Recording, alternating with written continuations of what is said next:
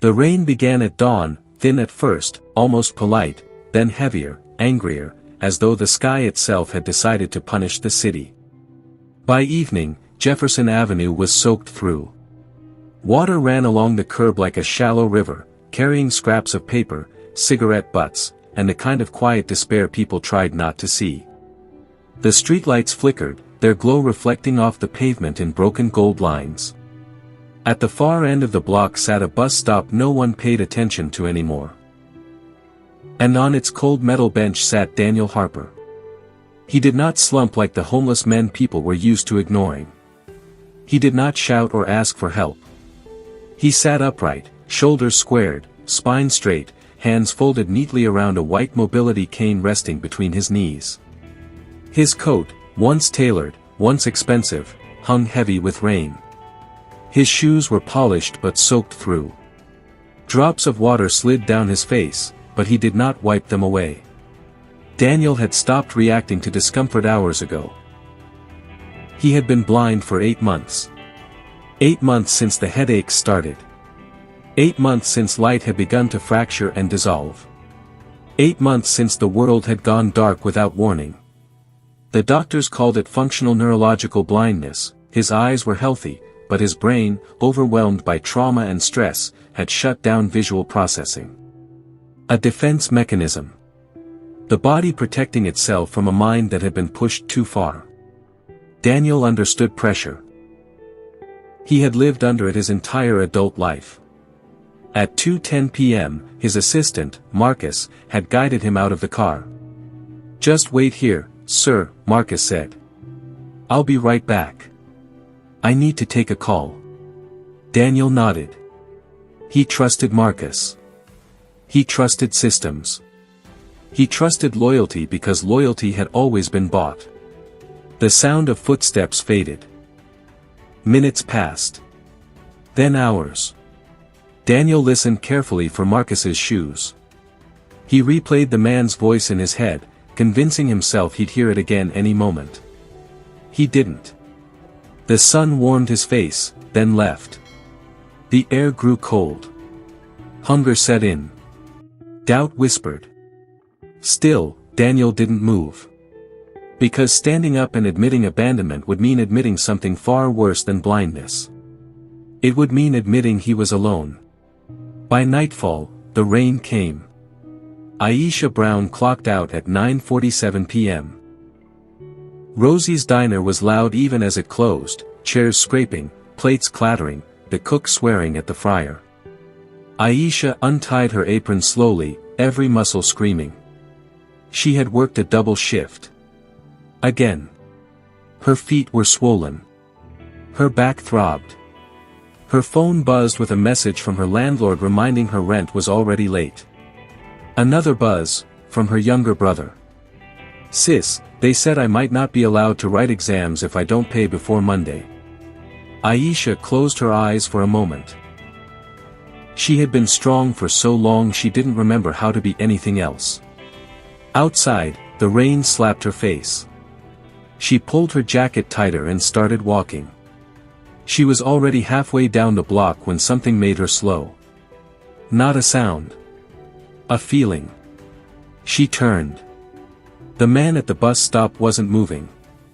That was what caught her attention, not desperation, not begging, but dignity. The white cane reflected the streetlight. Her chest tightened. She thought of her father, sitting quietly in a hospital waiting room years ago, pretending not to be afraid so his children wouldn't see it. She sighed, turned back, and stepped under the shelter. "Sir," she said gently. Daniel startled slightly, then turned toward her voice. His expression softened instantly, relief flashing across his face before pride smothered it. "Yes. You okay out here?" "I'm fine," he replied automatically. "Just waiting for my ride." Aisha glanced down the empty street. "How long have you been waiting?" A pause. "A while," he said. "Not how long." "Just a while." "You're soaked," she said. "And freezing." "I don't mind," Daniel replied. That was when she noticed the tremor in his hands. "Where's the person who brought you here?" Silence stretched. "I believe," he said carefully, "they may not be returning." Something inside Aisha snapped. She had seen cruelty dressed as convenience too many times. "You're not staying here," she said firmly. "I don't want to be a burden." She laughed softly, tired and real. "Sir, the world burdens people like me every day. Let me choose this one." She paid for the cab with money meant for groceries. At her apartment, she guided Daniel carefully, describing every step, every turn, every obstacle. She noticed how tense he was, how deeply ashamed he felt needing help. Inside, she gave him dry clothes, soup, and space. That night, Daniel lay awake in her bed, staring into darkness that felt heavier than usual. Aisha lay on the couch, listening to his breathing. Neither slept. Days turned into weeks. Aisha helped Daniel file a police report for neglect.